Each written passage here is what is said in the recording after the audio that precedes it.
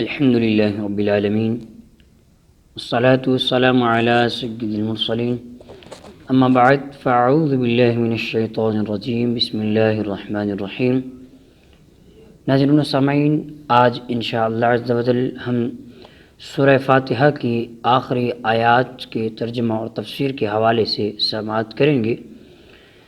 کوشش کیجیے گا، توجہ کے ساتھ سماعت کیجیے گا، انشاءاللہ عز و جل ڈھیروں ڈھیر ثواب بھی ہاتھ آئے گا اور انشاءاللہ عز و جل بہت کچھ سیکھنے کو بھی ملے گا۔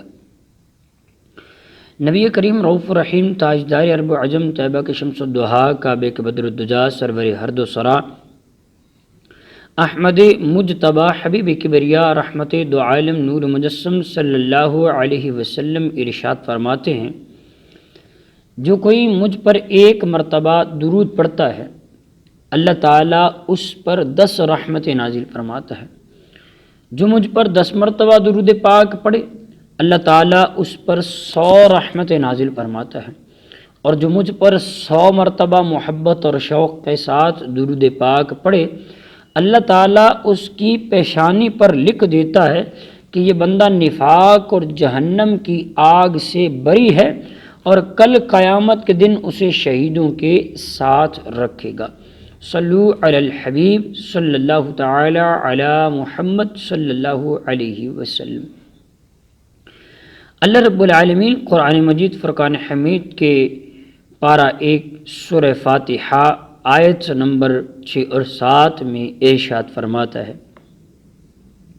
بسم اللہ الرحمن الرحیم، صراط الذین انعمت علیہم غیر المغضوب علیہم ولا الضالین۔ آمین۔ ترجمہ کنز الایمان، ان لوگوں کے رستے پر چلا جن پر تو نے احسان کیا، نہ کہ ان کا رستہ جن پر غضب ہوا اور نہ ہی بہکے ہوئوں کا۔ ناظرین و سامعین، صراط الذین انعمت علیہم یعنی ان لوگوں کا رستہ جن پر تو نے احسان کیا۔ یہ اللہ کی بارگاہ میں دعا کی جا رہی تھی کہ اہدنا الصراط المستقیم۔ اس سے پچھلی آیت مبارکہ آیت نمبر 5 میں جو اللہ رب العالمین قرآن مجید میں ارشاد فرماتا ہے کہ ہمیں سیدھے رستے پر چلا۔ اب کون سا سیدھا رستہ تھا وہ اس آیت مبارکہ میں بیان کر دیا گیا۔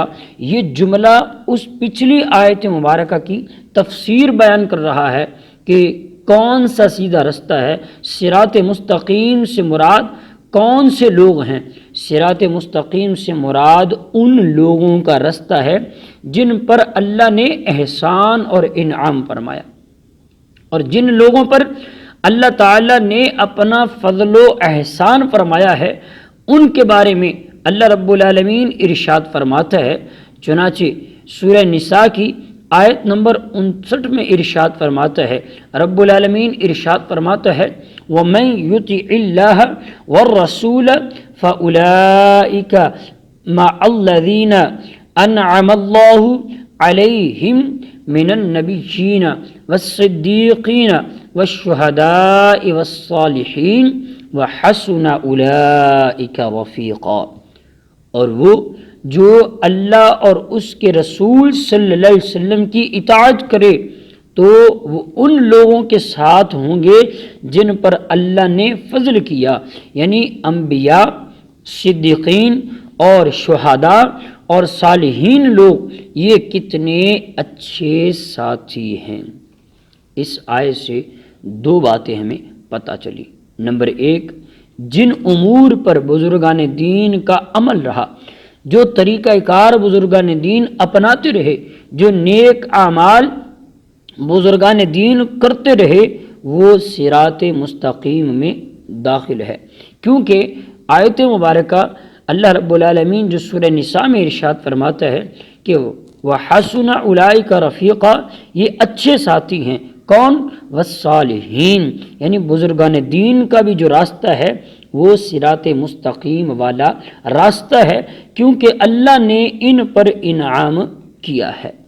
نمبر 2، تفسیر کبیر شریف میں امام فخر الدین رازی رحمۃ اللہ تعالی علیہ فرماتے ہیں، بعض مفسرین نے فرمایا کہ اہدنا الصراط المستقیم کے بعد صراط الذین انعمت علیہم کا ذکر کر دینا اس بات کی دلیل ہے کہ مرید ہدایت اور مکاشفہ کے مقامات تک اسی صورت میں پہنچ سکتا ہے جب وہ کسی ایسے کامل پیر کی پیروی کرے جو صحیح راستے کی طرف اس کی رہنمائی کرے، غلطیوں اور گمراہوں کے جگہوں سے اسے بچائے، کیونکہ اکثر لوگوں پر نقص غالب ہے، ان کی عقلیں حق کو سمجھنے اور صحیح اور غلط میں فرق کرنے سے قاصر ہیں۔ تو ایک ایسے کامل شخص کا ہونا ضروری ہے جس کی ناقص شخص پیروی کرے، یہاں تک کہ اس کامل شخص کی عقل کے نور سے اس ناقص شخص کی عقل بھی مضبوط ہو جائے، تو اس صورت میں وہ سعادتوں کے درجات اور کمالات کی بلندیوں تک پہنچ جاتا ہے۔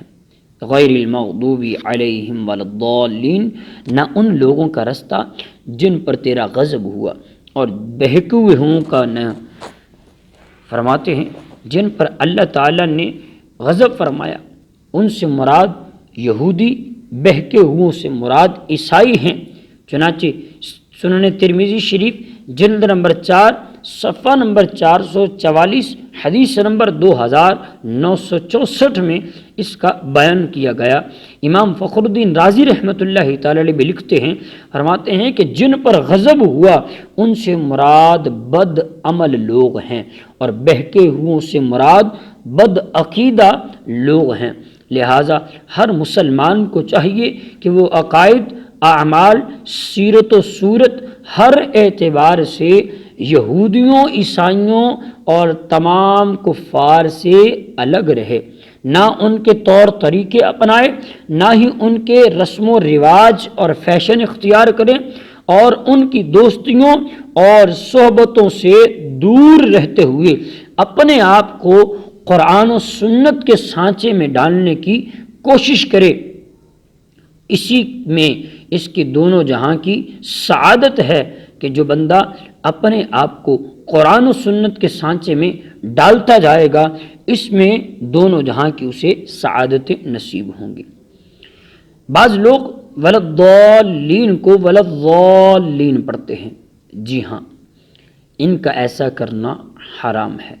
فتاوی رضویہ شریف جلد نمبر 6 صفحہ نمبر 305 پر اعلیٰ حضرت امام اہل سنت مجدد دین و ملت پروانہ شمع رسالت الشاہ امام احمد رضا خان رحمۃ اللہ تعالی علیہ فرماتے ہیں، ضاد، ظا، ذال، زا سب حروف جو ہیں ایک دوسرے سے جدا جدا یعنی متباینہ متغایرہ ہیں، ان میں سے کسی کو دوسرے حرف سے تلاوت قرآن میں جان بوجھ کر بدل ڈالنا، اس کی جگہ اسے پڑھ دینا، نماز میں ہو یا نماز کے علاوہ ہو، حرام قطعی، گناہ عظیم، افتراء علی اللہ، تحریف قرآن کریم ہے۔